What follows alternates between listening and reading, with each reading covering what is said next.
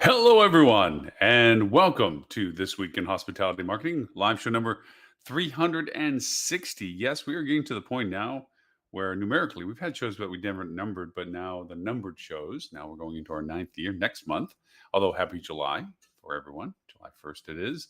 Um, we're almost going to be that we've done a show if you were to do it every day for a whole year, which means technically now that I Love Lucy rerun era, you can watch us for over a month, 24/7 and never ever miss a show. Yeah, if you that or if you ever want to go to sleep, right? Anyways, first off, a huge shout out to everyone I had finally the pleasure of seeing in person this past week at HITEC's HFTP's HITEC, and also at HSMAI's Commercial Week, which had incorporated both of their very successful conferences, the hospitality marketing, or actually just marketing, and their revenue optimization conference, ROC. They did both together and also in collusion with HITEC. So they were all at the Orlando Conference Center, albeit football field apart. Said my tired legs as I had to walk back and forth. But all the same venue, which gave the chance for a lot of people to cross over and go to both, had they chosen to, and what have you. So, kind of brings us to our theme discussion of today, and that is we are going to literally, since I'm fresh off the boat from being back, High Tech and Commercial Week, HFTP and HSMAI's Big Conference Week Insights. I know that we previewed in anticipation of these conferences 3 weeks back, where we talked a lot about the dynamics of going to a conference, the decision trees for those that we defined as being vendors that were going to be in attendance, attendees who were going to be in attendance, and speakers who were going to be there in attendance. And we talked about the validation of both sides and who was going to do what, and the decision trees and costs associated with all of it. I'd like to add a little bit more dimension to that, and one that I've just personally firsthand experienced this past week, that even though I have had press credentials for years, having the TV station for everyone watching us on Roku, Amazon, Google, or Apple, um, Apple missing one anyway, or on our app on iOS and Android, or on Twitch, or on Facebook, on our LinkedIn, on Twitter, we're everywhere in that sense. I decided that this was going to be a full dedicated press attendance. As much as I love brain food, and that the conferences are well scheduled to have a tremendous amount of great exposure to some incredibly innovative and interesting people, mine was more about the the responsibility. And first, shout out to Kaylee with HFTP for authorizing my credentials to join High Tech under the press credentials, and also for Jason and Julie in HSMAI for doing the same and giving me the chance to free roam all of the events and all of the venues that were going on, and presentations and so forth, which gave a really neat, well-rounded opportunity to see. It's not that I haven't done that before in years past, but I did it from a personal perspective of, if I was working for a company at the time, it was always from the filter of what I would be finding, discovering, or searching for to their benefit, which tainted the overall as to, well, that's not applicable, so I'm not going to see it. It may not have been that it wasn't good or a great presentation or even a great vendor, just not something I needed to go over and bring back for the cost of going to the conference. And then I've gone through in generational, we were doing what I've been doing as in my own business, was always the awareness of competitors and potential business development. All of that I put on a shelf coming. My intent was to see unbiasedly all of the content that was being presented, all of the vendors that were there, regardless of my interest or potential interest in their viability to any of my clients or anything. All of that was put off to the side. Mine was to expose the variety of the technology that was being displayed at High Tech, the variety of the content that was being displayed at High Tech, the content of the information that was being presented at HSMAI's marketing conference, as well as also the vendors that were providing there, and also for ROC, Revenue Optimization Conference for HSMAI, and all the vendors that participated there. And of course, all the sessions related to both. And as you can see by me long-windedly describing this, there's literally too much for one person to try to cover. There's too many concurrent events that are going on that are excellent to watch on all of them. And it is also very hard to try to logistically get between them, even with the time gaps. And then, of course, when you include interviews and you include the vendors and the chance to go over and talk with the vendors and preview the vendors and spend time with the vendors, on every front. There is literally thousands, I should say thousands, there's hundreds, several hundreds of vendors that were at HITEC. There is just no logistic way to even talk to means a credit to what they are providing as services. And same too when it comes to HSMAI and their content. Concurrent channels running at the same time with great content for all of them. And I give great content in a caveat of new perspective. I have often been a critic of content that was not substantive, actionable, and valuable to the viewership.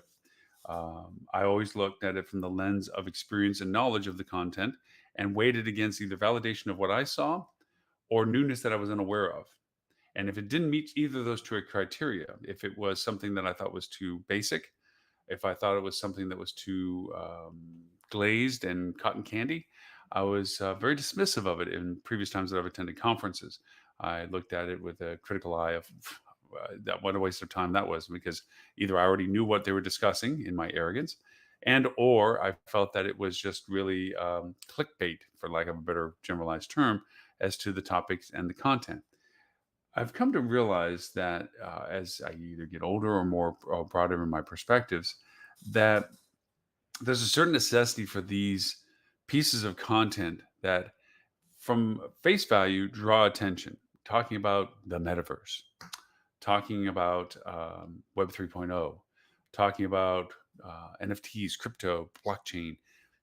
We've discussed in the live show many, many times the buzzworthiness of this. And we've also did a mariner's warning as to the stay away from this stuff if you're not already doing all the stuff you should be doing. And we try to qualify what you should be doing, the SEOs, the schema with the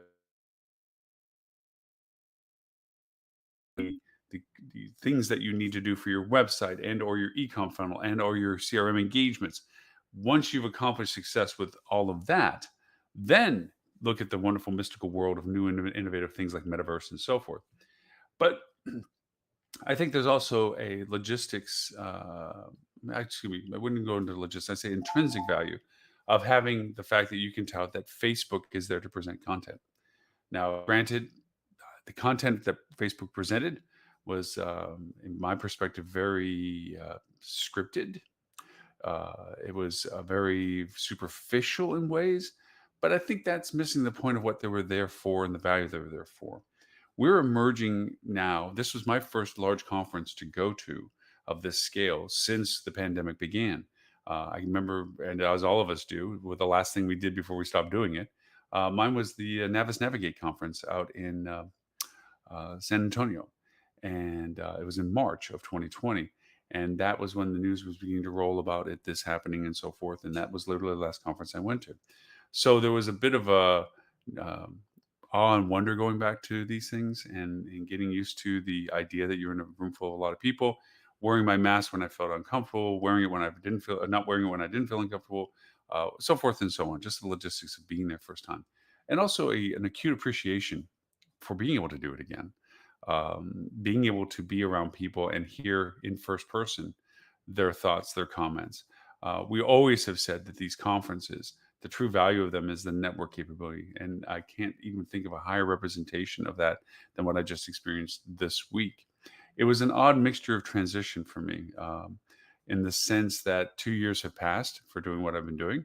And that adds to the many years prior to me doing the same thing in different ways.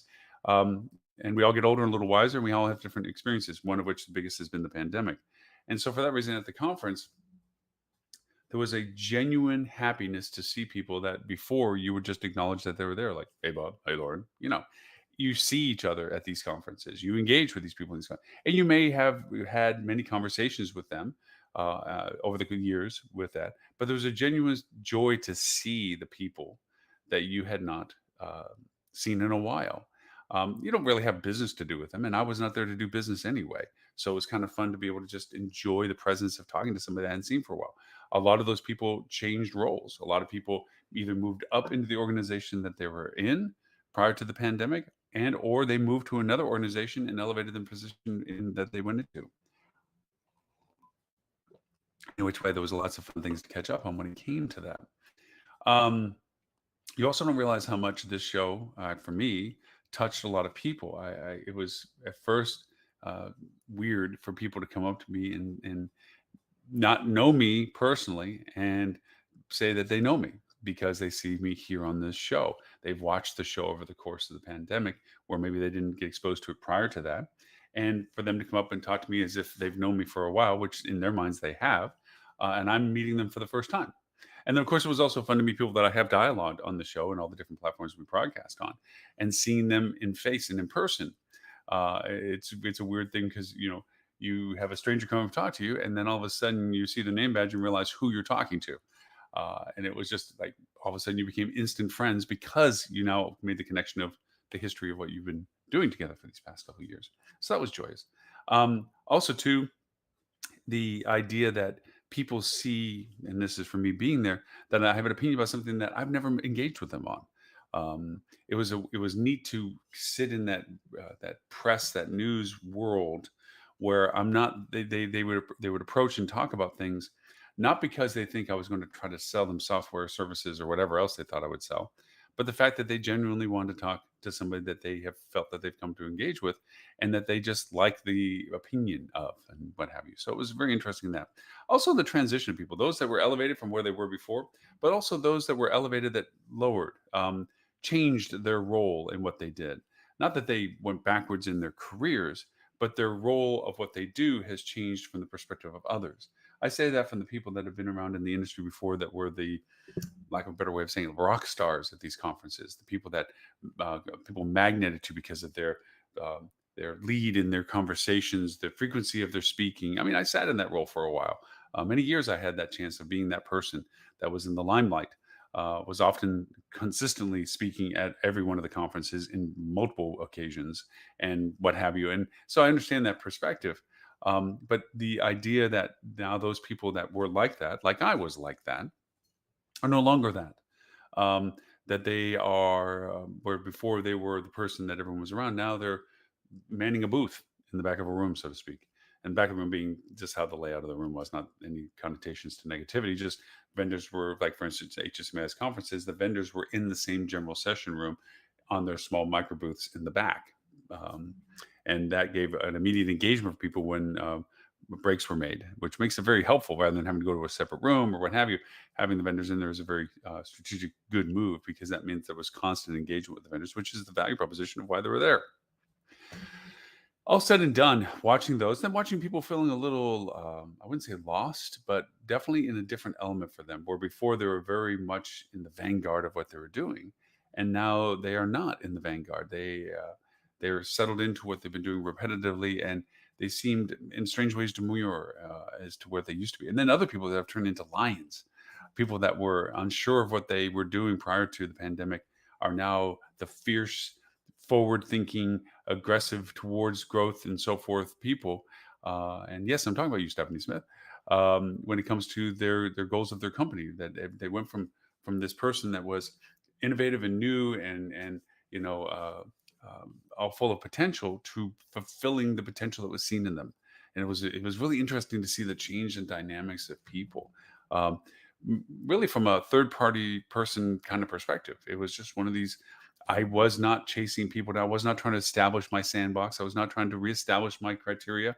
I really, in anonymity, would have been fine and still are fine. But it was also a joy to go over and see familiar faces and have people that you were kind to when they were up and coming, so to speak. And now they're heavily in their responsibilities and high up in the food chain of their own particular company.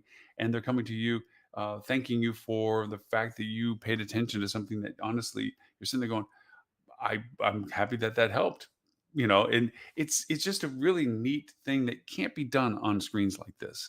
That can't be done remotely. As valuable as all of this is, as useful as it all is, the first person experience is still profound. So there's my personal introspections to all of this. Let's get to some of the mechanics and technicalities of some of the content that went through on the conferences. High tech from a having gone to it for 20 years or 18 years, excuse me, 18 years, um, was a different size. Over the years, high tech has always changed based on the flavor of the technology of innovation for that particular year. Um, I remember when I first started going to high tech, there was a tremendous there was even an ambulance, let's put it that way, and a shuttle bus on an aisle one year where they literally brought in a show because they were selling the new shuttle buses that they were trying to create, and they literally drove it into the place, and that was their display. A lot of bed sheets and FF and the products and furniture and phone systems, big blocky phone systems and so forth that were in there, and that's all been replaced for the most part with a lot of softwares, services. It's not that there isn't hardware services there by any stretch. There's a lot of it for it, but less of it. I'm still surprised, and I again did not spend as much time as I would like to, based on logistics, to talking to phone vendors as to why they're still there. How does this work in the world of the phones that are in the rooms? Mainly because of brand requirements that they're still there, understandable. But for the most part, usually at this stage of the game, it's going the way of the phone booth, in my mind, even though it's voice over IP and so forth. And then that's where their niche is that their value proposition is they have kept up with the technology requirements of them engaging with stuff. They're providing the hardware capabilities of doing it as well. And a lot of tech stuff that was there, a lot of networking softwares, hardwares that is showing its maturity of needing to be in the forefront of hospitality's perception of costs and integration into their builds of hotels and their upgrades of hotels. So it's good to see those kinds of technologies there as well. But also a lot of software services that were there, and a strange shift where over the years you can always tell who's trying to make a big splash by the footprint they put in high tech. How much booth space do they buy? Because high tech is not a cheap, by any stretch of the imagination, conference to be a vendor in. There's a merit system that's in there that as you do spend money with them over the course of the years, you get internal credits, which allow you to pick earlier than others the real estate that you want on the new layout of the floor plan for the next high tech conference. And believe me, that is a critical part of success. You can be a great vendor, you can have a great product, you can be all that and send great people to a display point. But if you're in a traffic pattern dead zone, and that happens in spite of the blockishness of the layout itself. There are dead zones, slow traffic. I wouldn't say dead, but there's slow traffic zones. Obviously, high traffic is first entrance. That's prime. First entrance right, also prime. Center corridors, prime. Uh, Strangely enough to say, by food and by restrooms, prime, because you have traffic that's there. If I'm looking for the restrooms, I go, and then there's a booth there. Well, what's that? There's a visibility factor about the pattern on a floor. Um, I did see a lot of over the years. You see people, usually, as I said, I see a lot of them this year being more conservative. What struck me strange is some very large entities like Sendine, who usually had huge presence, multiple space footprint kind of thing. You could almost walk by them without noticing them because they had a standard booth on an aisle that was not exactly in the prime area traffic. It was not in a bad area, but it just wasn't in the "Ooh, wow, you paid somebody to be here" area. How's that? Um, and it just seemed really weird, to have such a dominant. And it's not because they're in financial straits or anything that I'm aware of. It's just the fact that you expect some vendors, because of their size in the industry, to represent that size at these conferences, and that was just an odd paradox in comparison to what they had normally been. Obviously, there's huge players in the game, especially with technology. um, I'm making videos for us. I did a lot of footage on videos. I did a lot of interviews while I was there, which was a lot of fun. um, the technology, LG, Samsung, places that did TV. LG had an amazing display of a see-through screen. It was a clear screen that could turn into a TV, which is interesting enough. But the augmentation of what was behind the clear screen, made it fun. Like if you had a display of something, you can make things around them as if it was animated as a hologram. It was really, really fascinating to see the technology twist in that direction, as examples of kind of like, ooh, shock and awe kind of stuff. So going through what I said would be opinions and perspectives of all of this. Um, Being in the press and doing this, I was pleasantly surprised by the willingness of so many vendors to be interviewed. Obviously, being press, they're looking at exposure for what they're doing. They're getting bang for the buck of being there. They're put on there was a press release list of what vendors were releasing notifications of their products, updates, offers, venues, whatever it is that you could put into your scheduling to go interview them.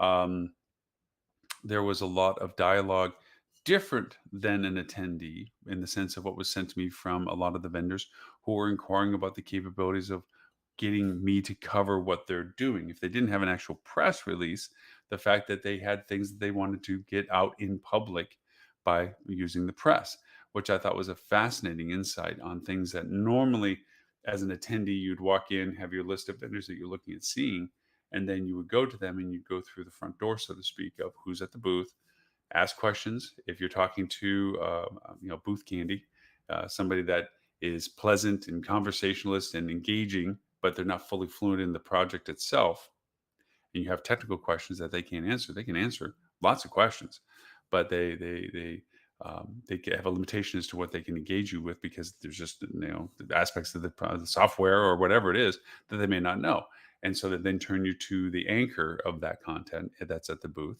that can go into the depth, the details of the questions you're asking for. And there's no dark way to say the booth campaign. It's like just it's you when you go to these conferences, you get a feel for people that are there because they are there for the purpose of making people engage with the product's booth.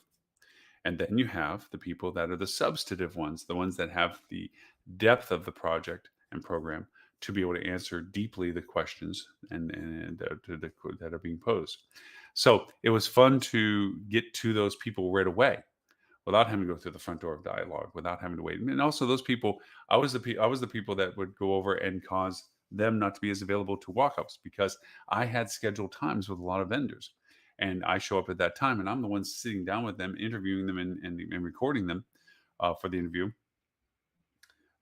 which was what ate up their time. That's why when you walked up to a booth and you said, "Oh, you need to talk to Lauren or to Tim over there," but Tim's in an interview, so you got to wait. That's me. That's the one that causes those problems. And I never really put the two and two together until I was that person. It was kind of neat on that side. Plus, also you see the conference in a different light in the mechanics of what is all getting the ball rolling for the vendors that are participating. At face value, most people see the representation of the vendor booth as being the key pivot point of the conference itself. And it's not to discourage that it isn't, but it's not the only one. There are, for anybody that's attended conferences, FOMO is a big deal, fear of missing out. Fear of missing out on the booth or the technology that was the belle of the ball, that you didn't go see it or know about it first. Um, Also, FOMO in relationship to the parties, the gatherings. Okay, and it's a weird mix. Vendors have a lot of dynamics. We didn't talk about this as a vendor perspective. We talk vendors from the perspective of logistics of attendees, the math of how many people come up to your booth, the possibility of conversion for those number of people that engage with your booth. I'm going to expand that aspect of the conversation to also include all the things that you do ancillary from the people, from different than just the people walking up to your booth and the exposure of your booth. It is the things that you do with the press as to how much engagement you get from a broader audience of sharing on news platforms such as this, um, what you're doing so that people can become more familiar with you. There is also the networking engagements that you do. There's a tremendous amount of things to sponsor. Literally anything can be sponsored at these conferences, from a table sitting in the lobby to a power outlet sitting in the lobby to a sticker on the floor to a sign on a door. The options of monetization are almost limitless as to what can be done. Um, and that's to the benefit of HFTP and running this as a successful profit bearing operation for their organization, as is successful for HSMAI and it being a profit bearing program for its operation. So for that, have all of the other things that go on, the other sponsorships you do, whether it's additional logo work in the areas or whether it's the sponsoring of the things that are connected to HFTP. Like HFTP says, we have these four places that there could be cocktail parties. We have negotiated contracts with the hotel. In this case, across the street was Hyatt, um, and the conference hotel there. And we have these venues, and we can let you buy a slot. Now you know that they get a portion in relationship to the Hyatt, and the Hyatt's there, and so forth and so on. But the convenience factor of conferences is very critical. There's a very eminent radius that is usable because logistically it is very difficult to handle the volume of traffic when you're dealing with thousands of people that are all on the same schedule. A break is a break for everybody. A session is a session for everybody. And the end of the day is the end of the day for everybody. Now, I say that vendors always have closed down time and stuff like this, but the most part, it is everybody that's in attendance. So these pivot places that are convenient to the attendees are high value places.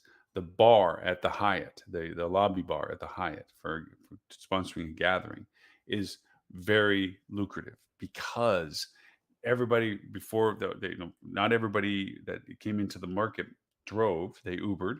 And then there's the others that are in shuttles. They go to the hotels that have been designated. Okay. And the shuttles have schedules and those go to particular hotels. And then you have the walking audience, people that aren't at a conference hotel, but they're in a nearby hotel close enough that they can just make the walk and save the cost of Ubers, plus the logistics of Ubers. Just think about it.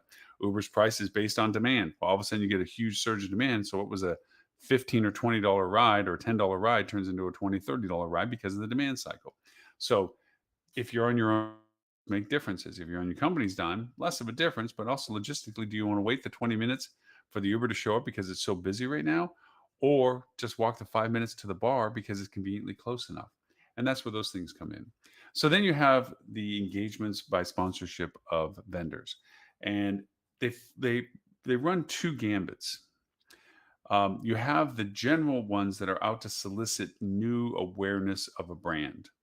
I'm not doing business with them. They're throwing a cocktail party. I'm in for free cocktail parties. Let me show up. They throw out some swag. They put stuff on the tables and they give away some stuff.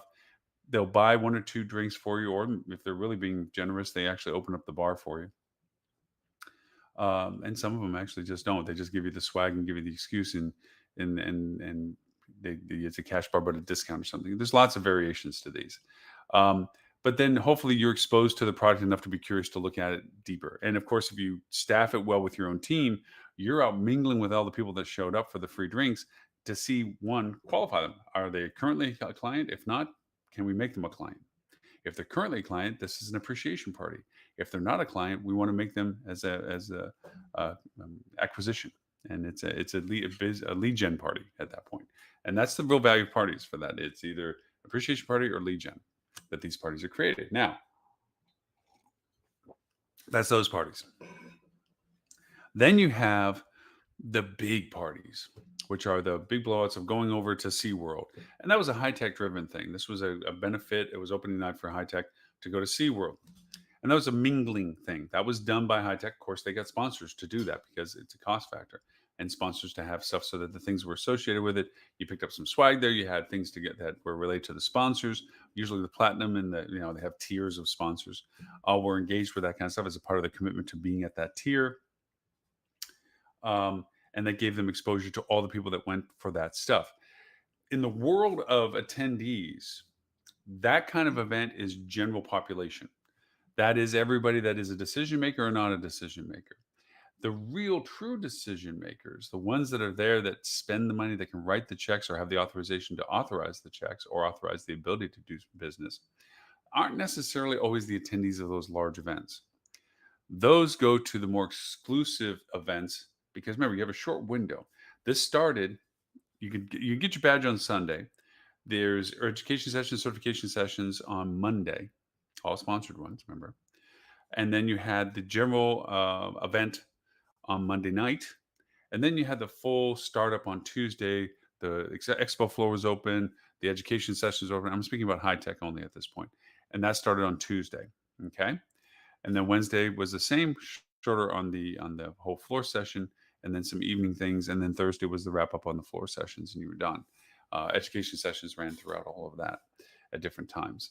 So the real dinners were when vendors and organizations invite particular people to attend particular events. And they're in two levels.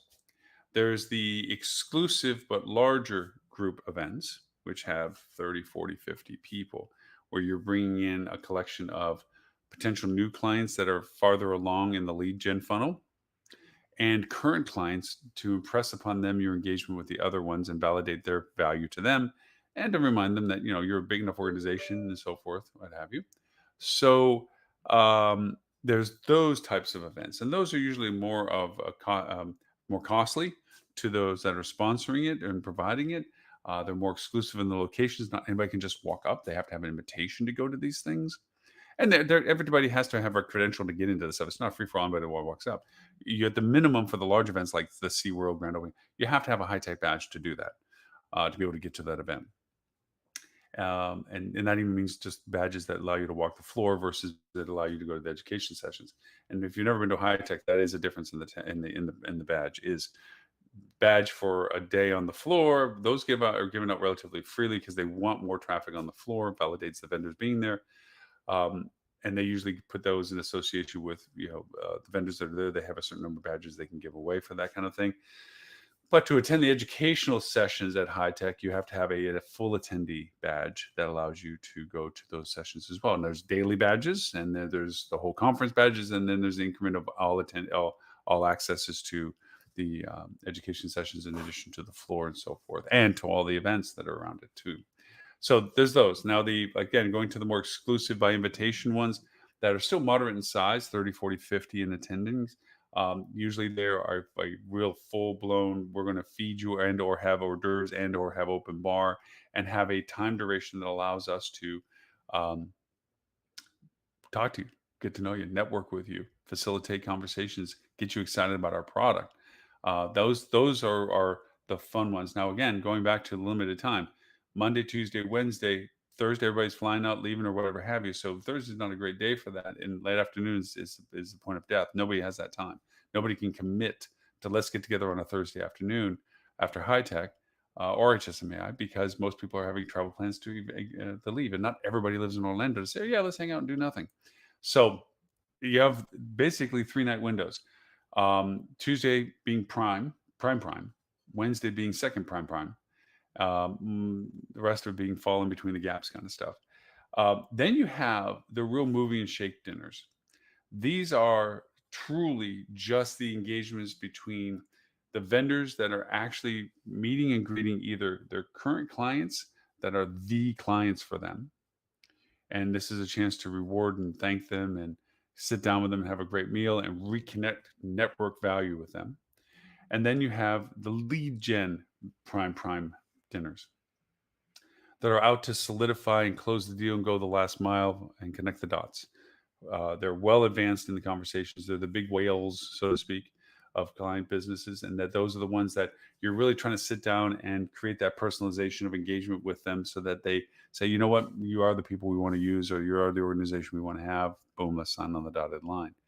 Those ones you don't know about. Those ones are not shared in a tweet or a text. Those are ones that either you're in it or you're not in it, and no one else knows whether you're there or not. Those are the polite excuse ones that when somebody says, hey, we're going to go and do such and such, you want to join us, and you're that guy that got invited to one of the girls that got invited to the ones, you go over and say, oh, thanks, I got something else. You don't even mention what it is you're going to, because one, you're not in control of the party, so you don't know by mentioning it whether you have the right to do that, and secondly, it's not one that you're actually asking people to join you, because there is a certain uncomfortableness at these conferences where somebody goes, hey, you're going to go to the ice bar Wednesday night, and you're like, you got two choices here. If you didn't know about it, okay, one is you ask, what the hell's the ice bar thing? Two, you fake it and say, oh, I don't know. Wait, you know what? I forgot about that one. Can you send me the info and get a free ride to see if you can get into it? It's kind of weird because there's so many things that are currently going on after the main sessions, after the main floor and so forth. And then you have a whole subculture of those people that are on the vendor's floor that are trying to make sure that they are actively engaged in as much as they can to be valuing the fact that their company brought them there and the company spent some serious money for them to be there and to be represented at the conference. And they need to whittle their way into every conversation possible. Also, this comes around to the time, and even though they tell people not to do this, it's hard not to, just out of context. And that is called suitcasing, lounge lizarding, where you don't actually have access to the events. You don't actually even have access to HITEC or HSMAI, but you linger in the area, okay? And as people are around and so forth, you try to engage them and solicit them, like, hey, I can't afford to go into HITEC, but if I hang around the lobby long enough, maybe I can see and engage with people and so forth and ask questions and try to garner some connections that way. It is definitely frowned upon. Strangely enough, I've seen years where it's been almost militant, where people don't appreciate being approached unless you're wearing a badge that says you should be able to approach them. And then I've seen it where people are happy to talk to anybody. This was one of those happy to talk to anybody years. I think people were just generally great to engage with people, and it was fun for them to spend time talking with people, geeking out or talking about the things that they are interested to do as a business. So I felt this was a more comfortable time. It's not that the staff aren't trying to make sure you don't talk to people. It's just the people themselves weren't reacting negatively to you if you're approaching them. I witnessed it several times. I mean, I'm having badges that make me look like a Eastern Bloc general with ribbons and everything else for credentials and everything else. Plus, I put pins on everything, kind of the old pin lanyard thing from days gone by. Um, but it was neat because it was a lot of crossover, which was the intent of having the conferences together. So we kind of worked on high tech and the tiers and so forth, and the parties and the after parties and the prioritization of all those and the engagements of all those. Always everybody has advice on how to handle yourself in these circumstances as to how much you want to participate in, what do you think is worth participating. I would say, having gone through the wonderment of being a Chotsky vacuum where I pick up every Chotsky available, I picked up a couple of things. um, Most of the stuff now is, that's cute, that's neat. I don't need another squishy toy. I don't need another magnet on. And it's funny because then there's others that are still in the realm of what I used to be. It's like, oh yeah, I'll grab everything. Collateral, not a lot of it left out like it used to be. Not as much there. A lot of QR codes, which is great. So a lot of paper saving, which is nice. Um, Fun how the Chotskys get displayed over time. It's There was a time when all of your tchotchkes were basically put on the countertop, and it's a solicitation to get them close enough to. It's like a bait on a hook. You put the tchotchkes out there, especially the nice ones. So if somebody comes over and goes to get one, that's when you go tell them, "Hey, how are you? Do you have a product?" And that was the price to pay to get the tchotchke. Okay, now not a lot of tchotchkes out. It's really, you have to engage with them, and then the tchotchkes are made available to you for that engagement. Smarter, more cost effective, less of a lure, however. Some people need to get solicited to be engaged with you. Um, I also noticed that there was a lot more attentiveness to people in the booths, where they were more willing to reach out to people as you're walking by, going, "Hi, do you use blah blah blah product? Do you use such and such?" Or making eye contact and voice. They're getting better skilled at realizing the value proposition of it. I've made it there physically to be there. I must have a purpose of being there. What they need to do is qualify whether they fit into that purpose of my attendance. And that was very smart of them. Times past, a lot of it was like, "Hey, we're here. You want to talk to us? Great. We have some cool little squishy toys for you if you come over. But there's 9,000 of you. So if you don't, somebody will." Now, the attendance I thought was very strong. I think it was 5 or 6,000 thereabouts. And I don't have the accurate number. I'll get that from Kaylee when it gets finally nailed down. And I'll bring that up in a later show. Um, the floor plan itself had 20 some odd rows, but they were very short rows. I felt it felt smaller. I can't say that it was. I have to go back in some old rosters of numbers of vendors in previous high techs, but it felt like it wasn't as deep. It was as wide, but it wasn't as deep. It seemed shorter in that sense. The rows were shorter. Um, but I can't test that. It might have just been a visual thing for it. Um, there was a general excitement of people that were there, and a general engagement of people that were there. I can still see that a lot of people were missing people in that sense. There was less entourage, which made it very difficult. If you were there one by yourself, or maybe hopefully even just two of you were there, there was just probably too much for that few people to really get exposed to everything that might have been of value to them, simply because of the number of vendors, the number of variations of vendors for each kind of product types, and plus all the lessons and educational sessions. Then you tack on the fact that HSMAI literally overlapped it by 2 out of the 4 days. Two of the key biggest days, Tuesdays and Wednesdays, Tuesday being the marketing and Wednesday being rock. And for those that wanted to go to both, it turned into an either. And if those who did have access to both, it turned into prioritization. And I feel like you got highlights from both, but you didn't get the full context of either, was my general impression. I tended to lean more onto the high HSMAI session for the few that I was able to catch, like the lightning rounds. I always caught the lightning rounds. Those are enjoyably fun because they're concise, they're timed, and they're brief. And so there's a clarity of the contact rather than the 45 minutes build up and conclusion storyline type of format. The keynotes for all of them, HITEC and HSMAI, were interesting. I think always they keep to the premise of bringing something that is out of that is not in industry, but impacts our industry from perspective, and tries to get that person discussed. And of course, that within the keynote, having been one, um, is that it has to be compelling for attendance, which goes back to my talking about content and versus context. Having Facebook present, even albeit a presentation that I think wasn't warranted for the hype. The hype was in its interest, not in its value. Um, and I pick on the Facebook presentation only from the perspective that it wasn't new news. It seemed very scripted.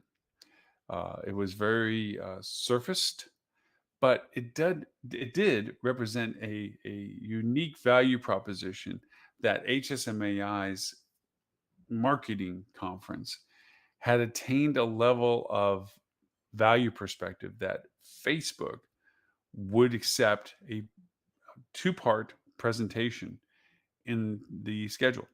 So, albeit that the content may have been less than stellar in the sense of revelations and or um, value function, it held a high value in the validation of the conference itself. Um, and I say with the caveat of contribution value, you're dealing with someone, me, that has been in this space for a while. So, as I told you at the very beginning of the show today, I always based it on whether or not it validated or helped my perspective or shared with me something I hadn't thought of. And anything other than those two things, it was met with skepticism. Um, if it wasn't actionable, or if it was just cotton candyish, or it was a buzzy wordy thing that you wanted to talk about blockchain, but you didn't give any real substance as to why we were talking about blockchain. That's where I get my criticalness from. But by the same token, sometimes there's a good portion of people in that audience that they're hearing somebody on a stage talk about this in context to their industry for the first time. There's a value proposition to building blocks. There's a value proposition to simplicity, the KISS principle, that there is a lot of people in the audience that have never understood the perspective of these buzz things in light of the industry's interest in it. And for that, there's a high value. There's a great value of the things that are useful to people that allow them to think outside of what they were thinking. And to that end, I cannot criticize. I cannot be negative about it, because as much as it doesn't fill my criteria, just as much as I build marketing campaigns that don't sell to me, then there's content that is for organizations that need to be given to them that have difference of value to them compared to me. So for that reason, I think it was very interesting that they were there. I think it was very interesting some of the context. The lightning rounds, there's certain standouts that were on the lightning rounds, several actually. I mean, I enjoyed Brock Claudia from Margaritaville. She's just a dynamo when it comes to her perspective on things and so forth. She did a great presentation. There was a young lady, and I'll have more details in the show notes, named Tess. That uh, for those unfamiliar with lightning rounds, they're a metered amount of time. There's a certain time per slide that you have, and once you start the slides playing, the speaker does not control when the next slide shows. So your cadence of conversation has to relate to the screen that's up. So you have to know what you're saying when you're saying it to match the visualizations that you provided for it. It sounds easier than it is. Um, and it's one of the harder presentations to put together as a presenter, because if you have a time slot that says you have 30 minutes, 20 minutes, an hour, or whatever, then your content is about when you're willing to share it. How much do you want to talk about this slide versus another slide? How much do you want to focus on this versus not focusing on this? How much you want to speed this part up because you've reached a point where people are feeling like they understand it? You don't need to spend and dwell too much time on that slide. You can advance through that slide, and so forth and so on. In lightning rounds, you can't. It is at its pace, and you have to meter that. This young lady, Tess, phenomenal presentation, because what she ended up doing, where most presentations are applauded because of the success of them matching the visualizations in their discussion, no matter how fast they talk or how what have you. The fact that they kept pace with what they're doing in such a accuracy that as the picture came up, they're talking about it. As the picture went down, they're talking about the next thing. That's awarded with a lot of applause of success. She transcended that because the pace of the slides and the structure of the format that she was in got lost in the content of what she was doing, and most importantly, the cadence of how she was doing it.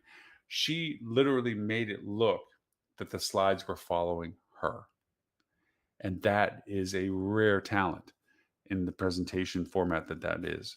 So I was very complimentary to her in that sense and really impressed not only in the content of what she was presenting, but most importantly in the way that she presented. I think she's going to be a great speaker that we're going to see many more times in the future. If she hasn't already, and this is just my first exposure to her, um, she did a phenomenal job in the presentation, as did others that I know in the presentations as well.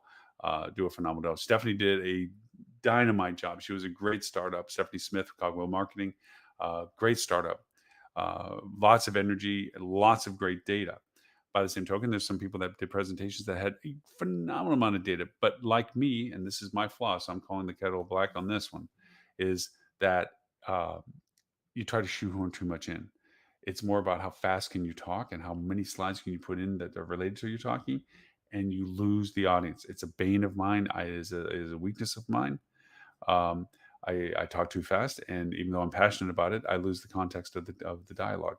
And this I've saw presentations that were very similar to that. That they just tried to put too much in, tried to talk about it too fast, tried to impress you more with the overall amount of data than it is the value of what they were saying.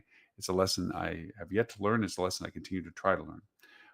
But it's people like Tess are I would love to be like that. Tim Peter, when he moderates and when he presents, his ability of cadence and his ability to target the topic and then surround it with value, and then go to a supporting line of conversation to bring you back to the beginning again, I find to be brilliant. And yeah, I can see them. I can see the beauty of what they do. I can't duplicate it. I strive for it. That's what I hope for. So, anyways, um, so great presentations on that sense. In the world of content that was shared, let me see. I'm going through how many vendors were actually at HITEC first. So there were 335 separate vendors within the exhibitors list. That doesn't include all vendors, but the exhibitors list. Those were just the exhibitors, and I think there's more that are on top of that for non-booth related stuff. Um, there was 1, 3, 6, 9, 12. I think 14 different news press releases that were done. I did several interviews, which was fun. To interviews of there was a couple of guys that were there that they touted themselves as being the youngest entrepreneurs, and those were those always interesting booths on the far back corner that were they put their all their pennies together to buy space. They weren't in the high traffic zones, I call it dead zones of traffic places. Um, but they were enthusiastic. What they lacked in polish, they gained in enthusiasm. Uh, that was fun to see and talk with them. When it comes to overall conference agendas, the high tech net, all these links will be in our show notes, so you can go look at the agenda listings for high tech. There was some what's the easiest way to say it? There were not revelations. There wasn't any profound thing that I think came out of the discussions that I was for their firsthand. And I have to say, and this goes back to the credit of the purpose of these agendas. The purpose of the agenda is to solicit attendance.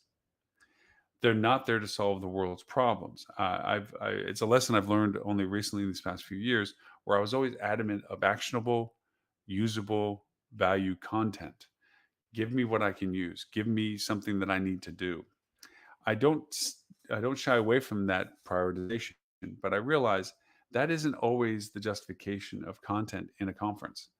A lot of times it's getting the attention because there's a question that needs answering, and the conference looks like it'll answer it for you. It's what ads do. And we talk about ad strategy and marketing strategy. It's the ad doesn't describe everything of value that you're offering. It's enticing you to discover more about what you're interested in and the value of its offer. And so its only purpose is to cause action. Click this button, do this to get here. It's not meant to create the conversion immediately. It's there to solicit the engagement that creates the conversion.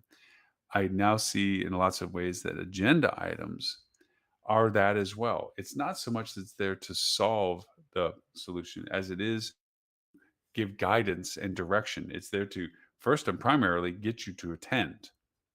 Then secondly, it's there to give you some purpose and direction that, well, in a strange way, the vendors hopefully provide an intermediary perspective of how they can help the solutions of the questions that come from your attendance of the conference content that you didn't understand.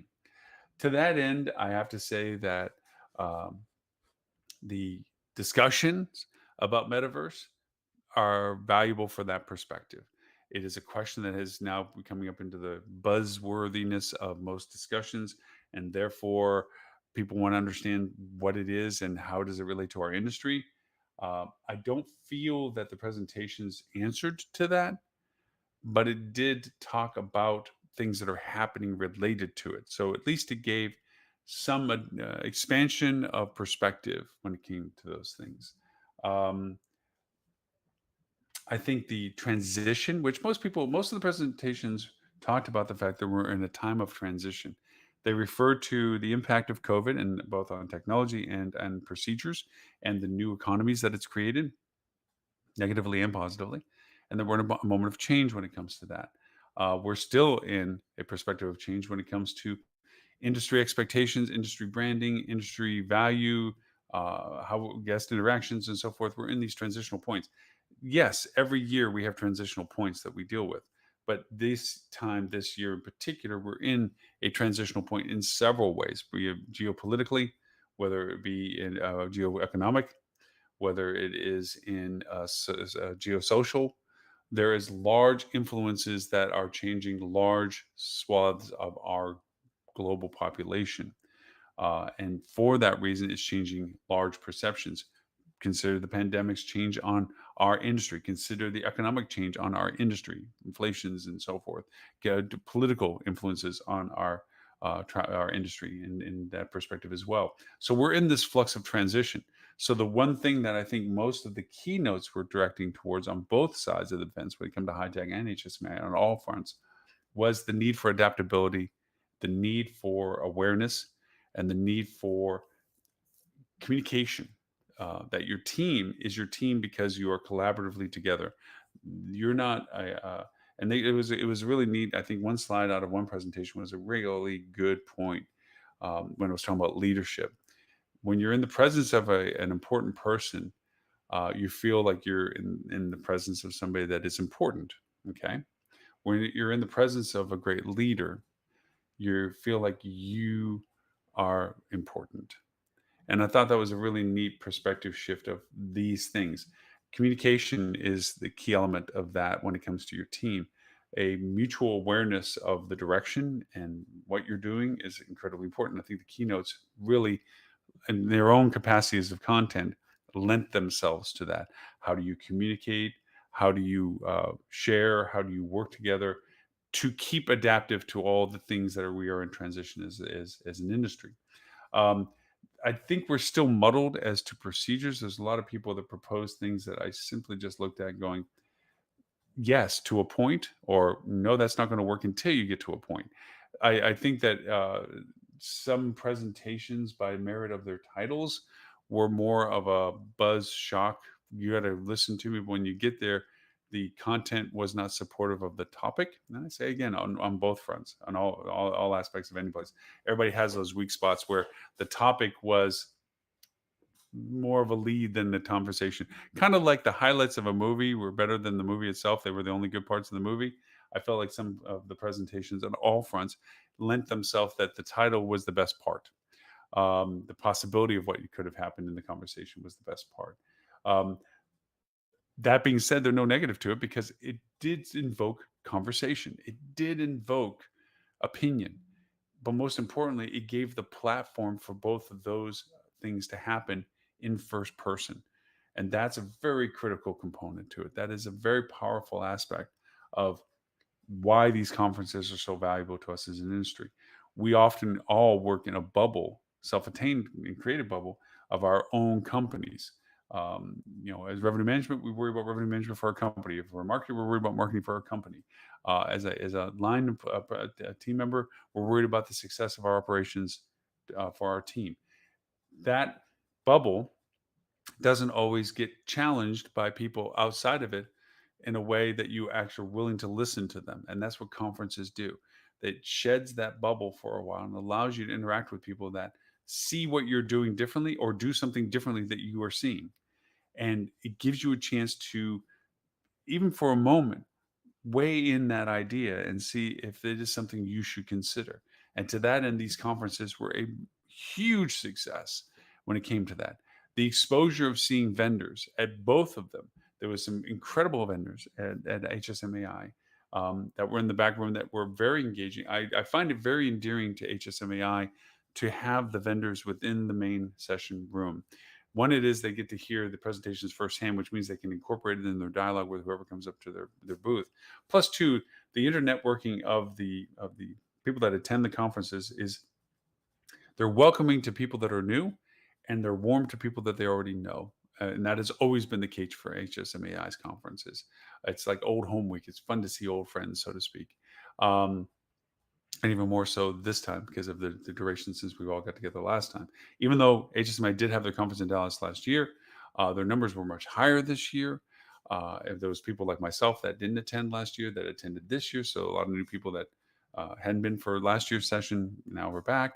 So it was really neat to have that engagement. But the vendors in the back for HSMAI's marketing and revenue optimization conference, first off, great industry specific content. Okay, not selling phones as HITEC does for technology, as an example of just technology things, but truly services to hospitality, like revenue management tools, like reputation management tools, like marketing tools, like platforms, like SaaS services and so forth, that were very much about providing enhanced values. And the roster of people in the back of it were really solid. But the engagement opportunity of having these islands, not booths where everybody's backed up against the wall, but islands where people can 360 their conversations, made it for much more of an engagement that was really enjoyable because there are a lot of people who were emerging out. For those that weren't familiar with them, it was a chance to discover these platforms. And for those who were familiar with them, it was a chance to reconnect and reevaluate the changes that these platforms have gone through. I think of Ed's Flip2, their whole new program that they have rolling out as an example, where a lot of people didn't realize they thought Flip2 was back in the day of being more like a photo contest kind of thing and hadn't realized the transition of that platform into all that it's doing now and all that it's used for now. And again, as an example, there are other examples like that, Milestone and what they're doing. TCRM with Lily, what she's doing, Cogwheel, what the things that Stephanie's changed is phenomenal. Those are things that are so fun to discover at these conferences. So we are at our time. Thank you for allowing me to parade through my retrospect of this past week's engagement with HITEC, with HFTP's technology event, and with HSMAI's marketing conference on Tuesday and ROC Revenue Optimization Conference on Wednesday.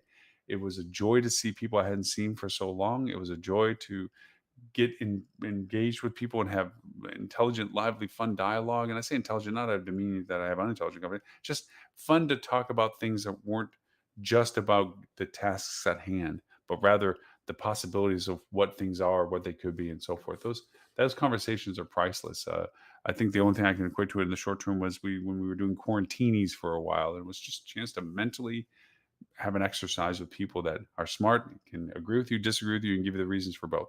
So, to that end, I thank you all for attending the live show portion of this today. For those who are watching us on the multiple platforms, Facebook, LinkedIn, YouTube, Twitter, thank you for doing so. Twitch, sorry. Also for those watching on a TV station or TV channel on Roku, Amazon, Google, and Apple, thank you for watching us on TV. We will be adding a lot of content that I've done from the conferences, interviews, and more content from vendors that I've asked to solicit to say, hey, look, we have the platform. We have a software products and services section to our channel that we are actively soliciting people to say, hey, look, rather than just having to run across us in a booth at a conference and or look at our website and go through the front door, so to speak, here's a chance to hear it from us the way we'd like to say it on TV. You get to click and prove, say, well, I always wanted to know about that vendor. Click and play what they have to have. That's going to be coming very shortly on the TV channel. So look forward to seeing that kind of content coming up very soon. As also the videos of me roaming around HITEC in both VR, the VR development I was telling you about. We're going to do that from a VR perspective. So you get to see HSMAI's conferences and HITEC this year from a VR perspective as well. That should be kind of fun when I get that loaded up. Right now, it's all raw data on my cameras. So with that, my name is Lauren Gray. Thank you for the privilege of your time, and we look forward to talking to you all next week on show number 361. Until then, be happy. Thank you.